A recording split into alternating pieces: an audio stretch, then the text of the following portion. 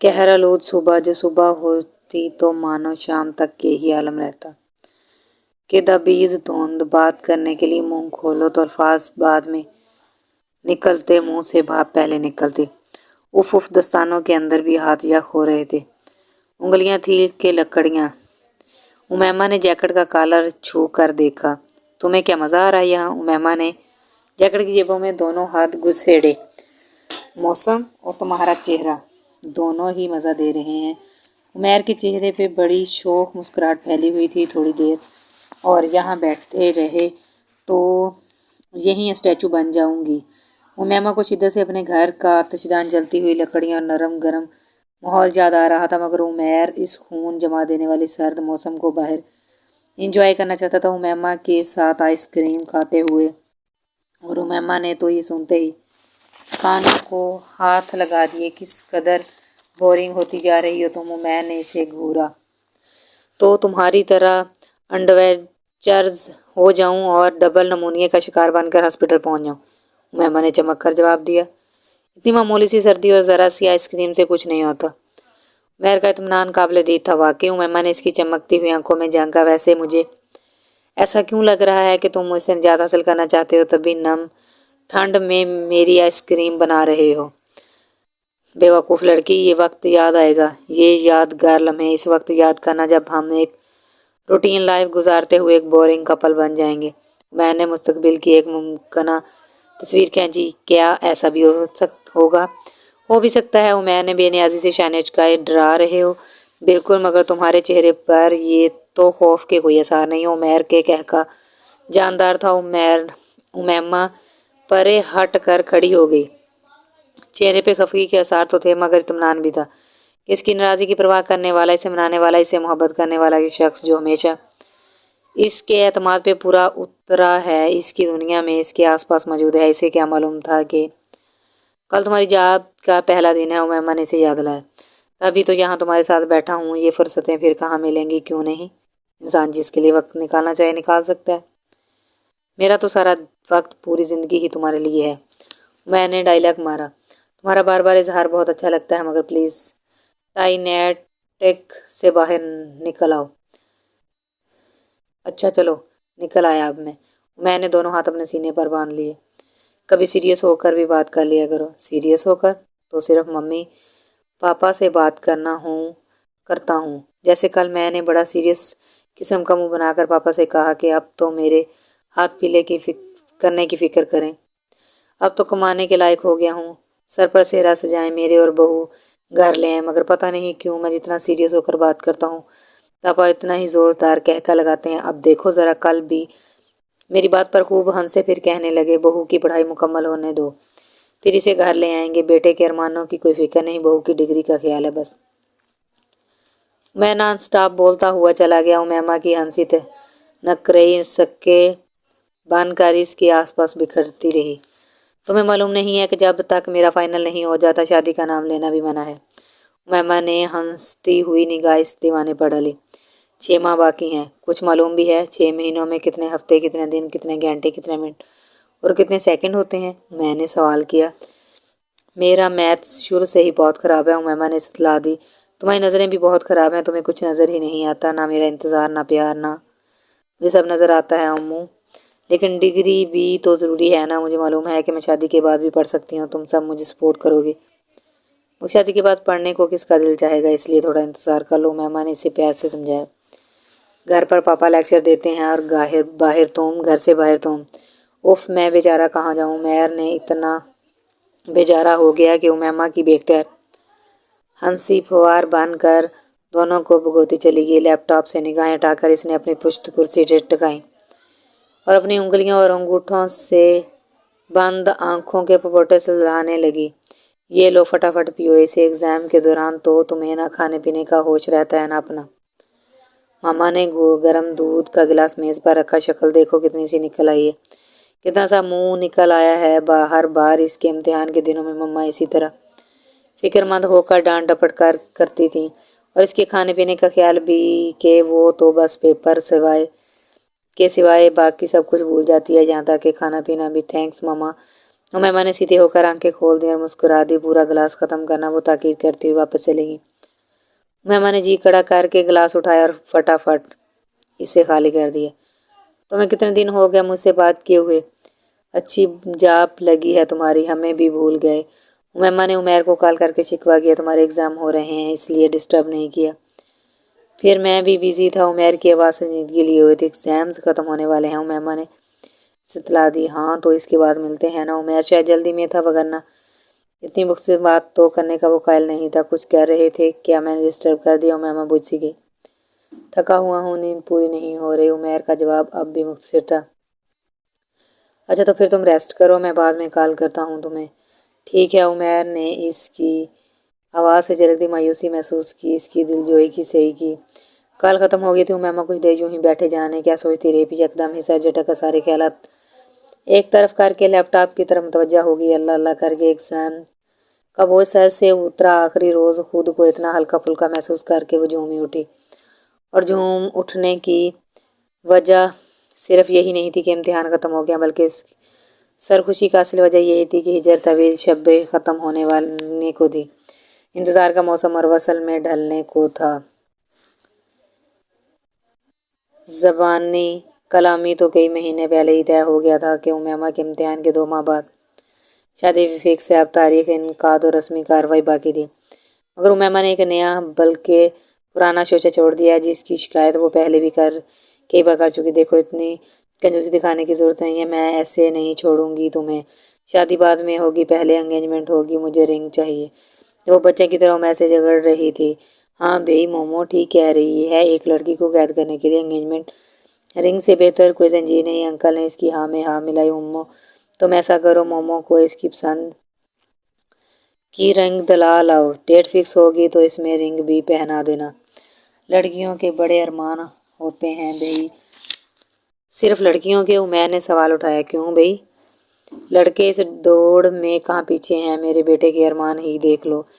Thames के एक किनारे से लेकर दूसरे किनारे तक तो होंगे, या शायद इससे भी ज्यादा। अंकल के चेहरे पर वैसे ही शरारती तबस्सुम था जैसे शरारती चमक इसके होने वाली बहू और भांजी की आंखों में थी। आप दोनों मिलकर मेरा मजाक उड़ा रहे हो। मैंने शौकी दिखाने की कोशिश की, मगर न जाने क्यों इसकी मुस्कुराहट फीकी फीकी सी थी। मजाक कर रहे हैं, उड़ा नहीं रहे। उमैमा ने तसी करते हुए इसे बगौर देखा।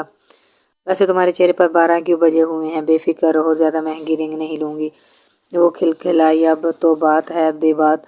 हंसी के फुवारे छूट रहे थे अपनी हंसी की बारिश में भीगते हुए।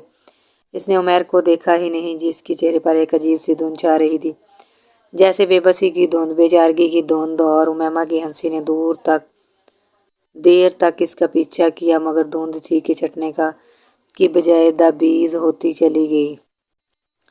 शफाफ शीशों के पार भी जेवरात की चमक दमक निगाहों को खैरा किए दे रही थी। एक के बाद एक कितनी ही अंगूठियां देख चुकी थी, मगर अभी तक किसी पर भी हतमी फैसला नहीं हुआ था। सारी एक से बढ़कर एक थी।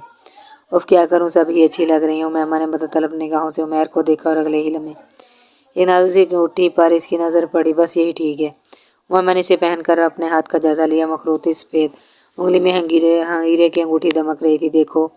उमैर ने हाथ इसके आगे किया। मुझे मोहब्बत हो गई है। उमैर की बड़बड़ाहट सरगोशी से ज्यादा ही बुलंद थी। बस उफ उम्मो, तुम कभी भी कहीं भी शुरू हो जाते हो। उमैर ने ठटक कर इसे देखा और ठटक कर रह गई। ये आंखें वो नहीं थी जिन्हें देखने की वो आदि थी। ये तो कोई अजनबी सी निगाहें थी जो इसे आज देख रही थी। मुझे सुजैन से मोहब्बत होगी। उमैर यकटक इसकी तरह देख रहा था। ये क्या मजाक है? उमैमा की आंखें बेयकीन थी और लहजा भी। मैं कान की अंदाज में इसने उंगली में पहनी अंगूठी उतारती। तुम बाहर चलो, मैं सब कुछ बताता हूँ। तुम कोई प्रांक अमली मजाक कर रहे हो? उमैर की हमरा चलती हुई वो बाहर आ गई थी। जहाँ सड़क पर ट्रैफिक का सैलाब बह रहा था, वो मेरी कोलीग है। मैं नहीं जानता क्या हुआ कैसे। मैं बहुत उलझन में था, बहुत ज़्यादा परेशान। और अभी जिस वक्त तुमने वो रिंग अपनी उंगली में पहनी, मुझे शिद्दत से एहसास हुआ कि जो कुछ भी हमारी ज़िंदगी में हो रहा है, वो होने वाला है, वो गलत है। मुझे मालूम है माजरत के चंद अल्फाज काफ़ी नहीं होंगे, मगर मुझे इसके सिवा ना कुछ दिखाई देता है, ना कुछ सुझाई देता है। प्लीज़ मुझे माफ़ कर दो मोमो। मैं जानता हूँ तुम्हें बहुत तकलीफ़ हो रही है और होगी, मगर यकीन करो अगर ये शादी हुई तो तुम्हारे लिए, मेरे लिए, हम दोनों के लिए बहुत बुरा होगा। उमैर की बातें कुछ बेरब्त सी थी। مگر امیمہ کی سمجھ میں آ گئی کہ اور اب ان کے خیالات بلکہ زندگی بے ربط ہونے والی تھی۔ کھڑکی کی محراب سے سامنے افق کی سرخی دکھائی دے رہی تھی۔ سورج ڈوبنے سے پہلے بہت اہتمام کے ساتھ آسمانوں کے کناروں پر خوبصورت رنگ بکھیر رہا تھا۔ ان رنگوں کو دیکھتے ہوئے امیمہ نے غیر ارادی طور پر اپنے ہاتھ کی تیسری انگلی کو دوسرے ہاتھ سے چھوا۔ چند لمحوں کا لمس، ایک انگوٹھی کا لمس اب تک تر و تازہ موجود تھا۔ کبھی ایسا رنگ میرے چہرے پر بھی اتری تھی۔ اس سے زیادہ خوبصورت اور حسین رنگ میری زندگی میں پھیلے ہوئے تھے۔ گردن گھما کر اس نے شہراز کو مخاطب کیا، اور وہ جو پچھلے ایک گھنٹے سے اسے سن رہا تھا فقط ایک گہری سانس لے کر رہ گیا۔ کئی ہفتوں تک میں صحیح سوچتی رہی کہ یہ کیا ہو گیا ہے۔ بہت عرصے بعد میں نے سوچا کہ یہ سب کیوں ہوا، اور مجھے اس سوال کا جواب یہاں آ کر ملا۔ کتنی عجیب بات ہے، کہانیاں اور واقعہ سفر کر کر کے کہیں سے کہیں پہنچ جاتے ہیں۔ ایک کہانی مشرق سے سفر کر کر کے مغرب پہنچ گئی۔ تمہارے ساتھ ہونے والا سانحہ تمہیں فہم ادراک دے گیا، شہراز نے تبصرہ کیا۔ ہاں شاید، امیمہ نے کھڑکی کی منڈیر پر جمے اپنے ہاتھوں کو دیکھا۔ ہے خوبصورت جو پورا نہ ہوا تو کیا ہوا؟ کسی خواب کے پورا نہ ہونے سے کوئی قیامت تو نہیں آ جاتی۔ سوچتے سوچتے اس کے تصور میں اچانک ایک وجود لہرایا، اور اسی جوڑا اور زیورات سے سجی دلہن۔ اف رانیہ آنٹی، امیمہ نے کرب سے آنکھیں مینچ لیں۔ اور کبھی کوئی خواب پورا نہ ہو تو قیامت آ بھی جاتی ہے۔ رانیہ کا خیال امیمہ کے پہلے خیال کی نفی کرنے لگا۔ شام اور رات میں عید کی رونق ذرا محسوس ہوئی کہ مہمانوں کی آمد نے بھرم رکھ لیا، وگرنہ امیمہ بہت مایوس اور اداس تھی۔ یہاں کی روایتی عید رونق، شور شرابہ، ہلہ گلا، گہما گہمی اس پوش علاقے میں ذرا کم ہی نظر آئے گی۔ گھروں کے اندر پارٹیز ہوں گی، مگر باہر خاموشی، سناٹا۔ شانو نے امیمہ کے سوال کا جواب دیا۔ تایا ابو نے رات میں ایک بڑی دعوت کا اہتمام کیا تھا۔ خاندان کے سب لوگ مدعو تھے۔ بڑا سا لان روشنیوں اور رنگوں سے جگمگا رہا تھا۔ خوش باش لوگ، پر رونق چہرے، ہنستے کھلکھلاتے وجود، ٹولیاں بنا کر سب خوش گپیوں میں مصروف تھے۔ امیمہ سب سے الگ سلگ کر کے شانو کو ڈھونڈ رہی تھی، جو اچانک نہ جانے کہاں غائب ہو گئی تھی۔ اسے ڈھونڈتے ڈھونڈتے اندر کی جانب چلی تو چند رشتے دار خواتین کی آواز نے اس کے قدم روک لیے، جو گو سسپینس میں مگن تھیں، اور موضوع گفتگو امیمہ تھی۔ اظہر بھائی کی بھتیجی کو دیکھا جو لندن سے آئی ہے؟ سنا ہے شادی ہونے والی تھی، عین وقت پر رشتہ ختم ہو گیا۔ اللہ جانے کیا بات ہوگی۔ ارے بات کیا ہوگی، یہی کہ لڑکے لڑکیاں دیکھ لو آپے سے باہر ہو رہے ہیں۔ باہر تو بالکل ہی کھلا ڈلا ماحول ہے۔ اظہر بھائی کو دیکھو، ہر حال نیا ڈیکوریشن، نیا ایئرنگ، خوب ڈھلے سے اوپر کی کمائی کھا رہے ہیں۔ باتوں ہاں تو اور کیا، خالی خولی سوکھی تنخواہ میں اتنا عیش کہاں ہوں گے۔ دوسری نے ہاں میں ہاں ملائی۔ ایسی بات نہیں ہے، رشوت وغیرہ کی باتوں تو لوگوں نے یوں ہی اڑائی ہوئی ہیں۔ دراصل سستے زمانوں میں اظہر بھائی نے مکان اور دکان وغیرہ خریدی تھی، اور سرمایہ کاری اب کام آ رہی ہے۔ تنخواہ سے زیادہ تو ماہانہ کرایہ آتا ہے ان کا۔ ایک دوسری خاتون نے پہلی والی کو تردید کی۔ وہ اظہر کی کزن تھی اور اندرون خانہ سب حالات سے واقف تھی۔ ہاں مگر، امیمہ مزید کچھ سنے بغیر باہر آ گئی۔ ایک تو یہ عورتیں، انہیں دوسرے کے معاملات ڈسکس کرنے کا بہت شوق ہوتا ہے، اوپر سے یہ شانو کی بچی کہاں چلی گئی۔ امیمہ کا موڈ خراب ہونے لگا۔ ہیلو، کیسی ہیں آپ؟ مزاج کیوں برہم ہے؟ شہراز سامنے سے آ رہا تھا۔ امیمہ کو دیکھ کر ٹھہر گیا۔ ویسی ہوں جیسی آج شام میں تھی، یعنی کہ اداس۔ شہراز نے اس کا چہرہ دیکھا۔ پتہ نہیں، امیمہ نے خوف سے سر جھٹکا۔ دراصل میری آج تک کی لائف میں عید کا دن ایسا کبھی نہیں گزرا، اتنا خاموش، بغیر کسی ہلچل، بغیر کسی ہنگامے کے۔ تمہیں عید کی رونق دیکھنی ہے؟ اب تو عید ختم ہوگی، سارا دن تو گزر گیا، اوپر سے آج کے ہی دن ایسا انکشاف جس نے گزرتے وقت کو اور بھی بوجھل بنا دیا۔ امیمہ نے دھیرے سے بولتے ہوئے ارد گرد پھیلی رونق اور شور شرابے کو دیکھا۔ عید 3 دن تک ہوتی ہے۔ اگر تمہیں عید کی اصل رونق اور چہل پہل دیکھنی ہے تو کل میرے ساتھ چلنا۔ کہاں؟ ایک تو تم سوال بہت کرتی ہو۔ شہراز نے مسکرا کر اسے دیکھا۔ میرے سوالوں کے جواب آپ ہی کے پاس ہوتے ہیں۔ امیمہ کا رد عمل بے ساختہ تھا۔ شہراز جواب دیے بغیر مسکراتا ہوا آگے بڑھ گیا۔ کم از کم اس سوال کا جواب تو اس کے پاس نہیں تھا۔ اگلے دن بہت جلد شروع ہو گیا تو اس کا شہراز نے 9 بجے کا وقت دیا تھا، اور 9 بجنے میں 5 منٹ اور وہ اس گھر کے پھاٹک پر تھی۔ ہم کہاں جا رہے ہیں؟ راستے میں اس نے پھر سوال کیا۔ تمہیں معلوم ہے زیادہ سوال کرنے پر خضر بھی ساتھ نہیں دیتے، چھوڑ کر چلے جاتے ہیں۔ شہراز نے صورت و کہف میں موجود تاریخی واقعے کا حوالہ دیا۔ مگر آپ خضر نہیں ہیں، رہنما تو ہوں، تمہیں لے کر جا رہا ہوں، یہی تو میں پوچھ رہی ہوں کہاں؟ ایک شے ہوتی ہے جسے سرپرائز کہتے ہیں۔ شہراز نے بڑی مہارت سے موڑ کاٹا۔ زندگی میں اتنا بڑا سرپرائز ملا ہے کہ اب کسی اور سرپرائز کی ہمت ہی نہ شوق۔ امیمہ بڑی بہادری سے مسکرائی۔ تقریباً 20 منٹ بعد گاڑی جس علاقے میں داخل ہوئی وہ شہر کی کوئی متوسط آبادی تھی۔ عید کا دوسرا دن تھا اور ایک بڑے سے میدان میں جھولے والے، اونٹ والے، گھوڑے والے بہت سارے ٹھیلے تھے جس پر کھانے پینے کی مختلف اشیاء تھیں، جس کے علاوہ وہاں قابل دید ذکر اور نمایاں تعداد بچوں کی تھی۔ رنگ برنگے نئے کپڑے پہنے تیار ہوئے ہنستے کھیلتے خاموش و خرم بچے عید کا دوسرا دن بھی پرجوش طریقے سے انجوائے کر رہے تھے۔ اس پورے علاقے کے بچے یہیں آ گئے ہیں اس گراؤنڈ میں، امیمہ نے مسکراتے ہوئے تبصرہ کیا۔ علاقے کے نہیں، فقط 2-4 محلوں کے بچے ہیں یہ۔ شہراز نے مسکراتے ہوئے ایک جگہ گاڑی پارک کی اور نیچے اترا۔ لوہے کا نیلا گیٹ کھلا ہوا تھا۔ شہراز نے کنڈی بجائی اور اندر داخل ہو گیا۔ پہلے صحن، پھر کمرہ جہاں 2 تخت بچھے ہوئے تھے، ایک بڑا صوفہ۔ ایک بڑے میاں نے اور بڑی بی نے ان کا استقبال کیا۔ چاندی بالوں والے مہربان مشفق وجود، انہوں نے بڑی محبت سے دونوں کا استقبال کیا۔ ماشاءاللہ بڑی عمر اور لمبی عمر ہے تمہاری، ابھی ہم دونوں تمہارا ہی ذکر کر رہے تھے، شہراز آنے ہی والا ہوگا۔ صاف رنگت والی دبلی پتلی سی بڑی بی نے مسکرا کر بتایا۔ وہ لوگ باتیں کر رہے تھے جب اچانک ہی 5-6 بچے اندر داخل ہوئے۔ نووارد مہمان کو دیکھ کر ذرا جھجک گئے۔ شہراز سے تو وہ لوگ واقف تھے، محلے کے بچے اپنی عیدی تو کل لے چکے تھے، آج پھپھو عید ملنے آئی تھی تو ان کے بچوں کو لے کر آئے گی۔ بڑے میاں نے ان سب بچوں کو عیدی دی اور وہ سب خوشی خوشی واپس چلے گئے۔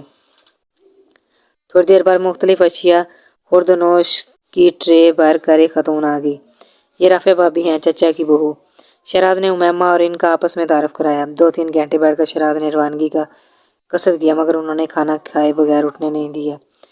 یہ دونوں میزبان شہراز کے چچا اور چچی تھے، مگر میں بیٹا اور بہو تھے۔ اکلوتا بیٹا تھا اور بے اولاد تھا۔ انہوں نے محلے کے سارے بچوں کو اپنی اولاد بنا لیا تھا۔ دونوں میاں بیوی خوش مزاج تھے، پرانے قصے کہانیاں گزارتی زندگی اتنے دلچسپ انداز میں سنا رہے تھے کہ وقت گزرنے کا احساس ہی نہیں ہوا۔ کھانے پر رافعہ بھابی کی بریانی کھا کر امیمہ کو مزہ آ گیا۔ ان کے ہاتھ میں ذائقہ تھا میٹھے میں روایتی شیر خورما۔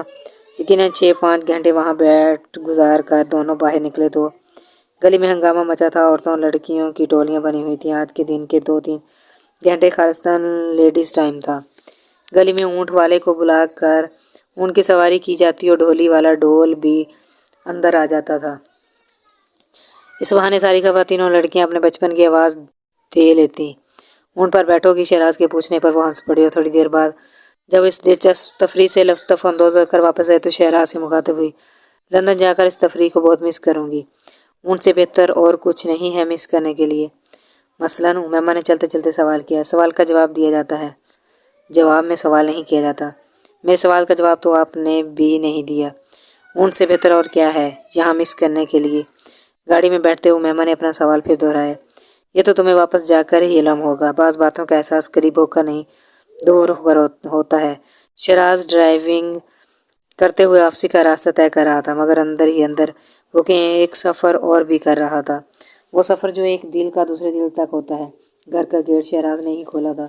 پھوپھی اماں اس کے مقابلے صوفے پر بیٹھی سے گھور کر دیکھ رہی تھی۔ امیمہ کو الجھن ہونے لگی۔ میں کل واپس جا رہی ہوں لندن، آپ لوگوں سے ملنے آئی تھی۔ امیمہ نے پہلو بدلتے ہوئے وضاحت کی۔ کوئی ضرورت بھی نہیں تھی آنے کی، نہ ہمیں تمہارے آنے کی خوشی تھی نہ جانے کا غم، پھوپھی اماں نے جواب دیا۔ کم از کم میرے ساتھ یہ بدمزاجی شاید ان کا حق ہے۔ امیمہ نے چپکے سے سوچا۔ مجھے علم نہیں تھا کہ تم اکبر کی بیٹی ہو، ورنہ پہلے ہی دن گھر میں نہیں گھسنے دیتی۔ وہ نخوت سے بولتی ہوئی کھڑی ہو گئی، بوجھل قدموں سے واپس آئی، تب بہت بجھی بجھی سی تھی۔ ایک طویل سفر طے کر کے واپس پہنچی تو تب بھی اس کے چہرے پر خوشی کے بجائے اداسی تھی۔ مما پاپا اسے اداس دیکھ کر خود بھی افسردہ ہو گئے۔ شاپنگ کرنے چلتے ہیں، پھر تمہاری فیوریٹ آئس کریم کھائیں گے۔